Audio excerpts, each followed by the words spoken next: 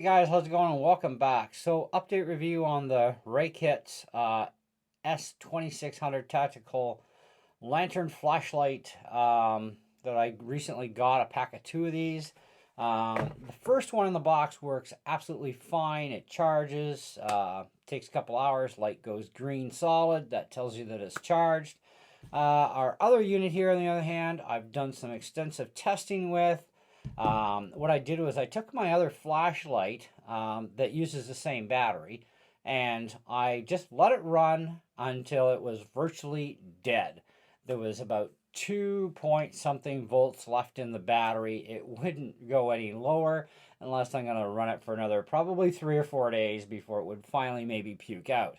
However, putting the battery back into this one, it didn't even have enough voltage to fire this one up. So that's dead enough in my books. Okay, so you could actually use this light yourself if you're having issues with a charge cycle, and run the battery completely dead, and then just till it dies on this, and then recharge it and see. It should only take about 3 to 4 hours tops if you're using a 2 amp USB power supply. And of course, like I mentioned, you must use the included USB A to C cable or whatever cable you happen to get. I know these did come with micro cables at one time, according to a couple of YouTubers. Mine come with Type C, so they've obviously changed some things about the design, is how I would take it.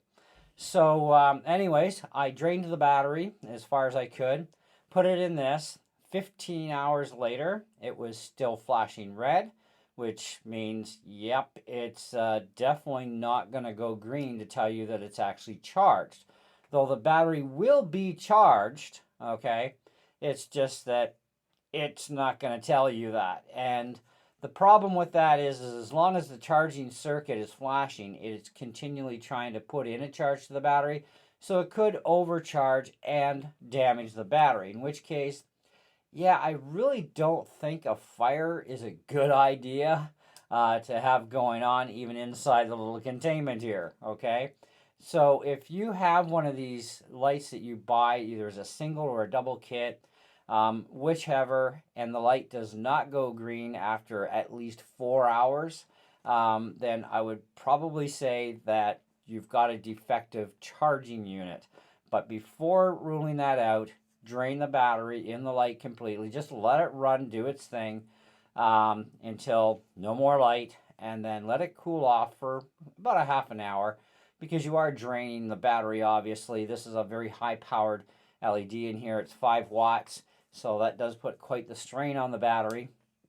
The batteries are 2,500 milliamps, and it took literally probably close to about 10 hours or more to get it to the dim enough point in the light that I used in order to get it down low enough. That's a long time to run. Now, how long it's going to actually give me runtime in reality, well, that's to be tested.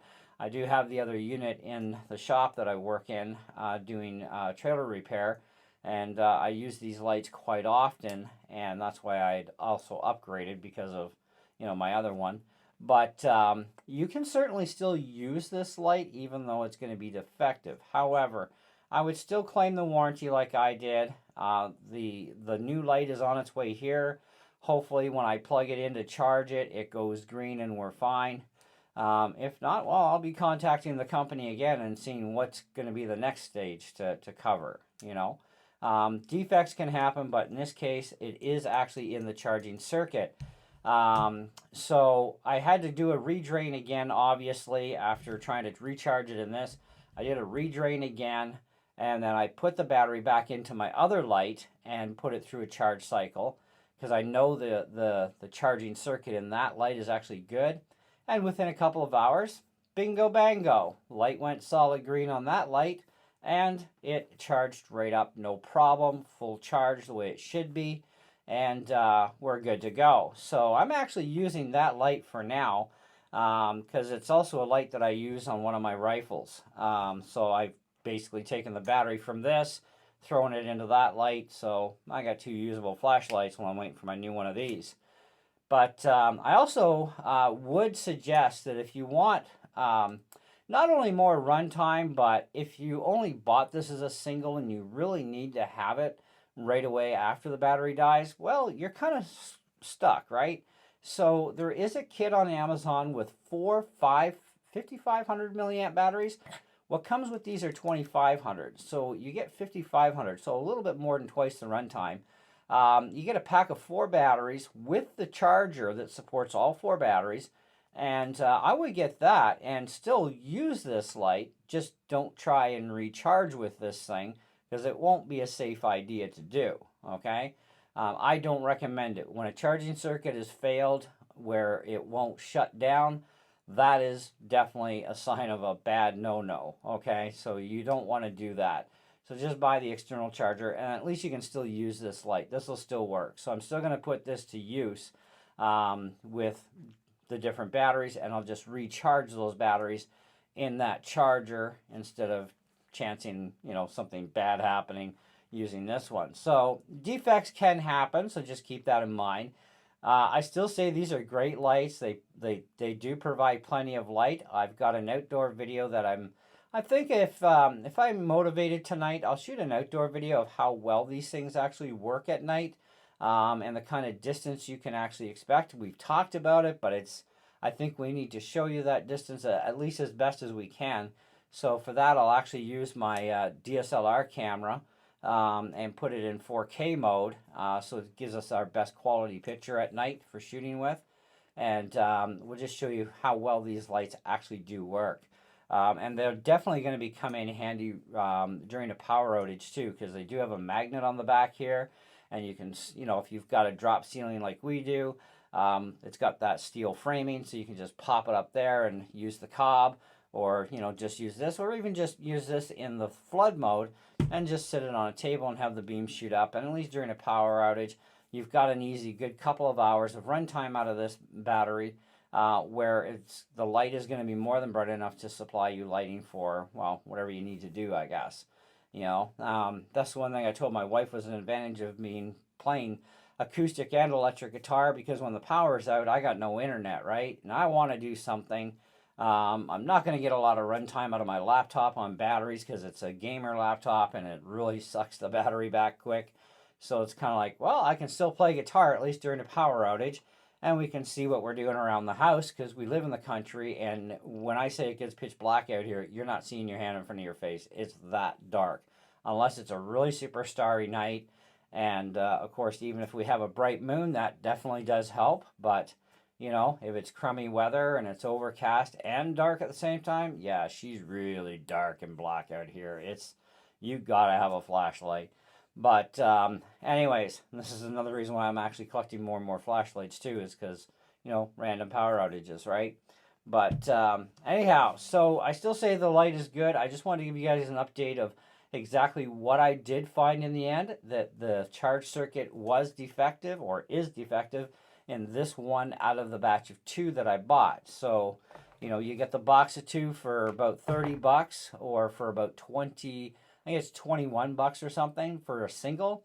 Just buy the box of 2. It's a lot less hassle. It's literally only a couple of dollars more. You're getting like basically a $10 to $11 savings by buying the box of 2. And think of it this way, if one of them is defective, they will replace it. That's not a problem. And while you're waiting, of course, you can do some testing to find out if it's the battery that was bad or if it was actually the light that was bad. That tells you a lot there too, but you're going to need a good light in order to check the battery to make sure the battery is actually good, if it refuses to stop its charging cycle when you're charging this. So anyway, yeah, so that's pretty much about it. I don't think we really need to do anything else on this other than, like I said, I will do a separate night video just to show you what these things are like lighting up outside at night. Because a lot of people are going to use these things for camping, for hiking, that sort of stuff. Power outages, definitely. I have shown you some inside the house here, how bright this thing is on camera. So you do have that footage in the original review. But it's the outdoor and the actual range, because they do claim 500 meters with this thing, which that's over 1,600 feet when you do the math.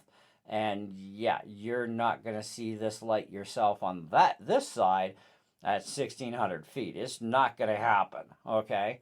but you'll definitely get a few 100 feet out of it easily enough, and that's what I want to show you is how well that's going to work in flood mode as well as in the pinpoint mode as well for your max distance at your tightest beam.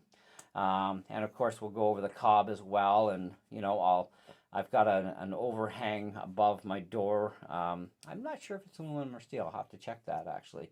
But either way, we'll find a way to put this up somewhere outside where we can see how it lights up the surrounding area with this outdoors and how much that light projects. So stay tuned for that video. In the meantime, thanks so much for watching. Do stay tuned for more. We've got a lot more stuff coming up, and we'll catch you on the next one. See ya.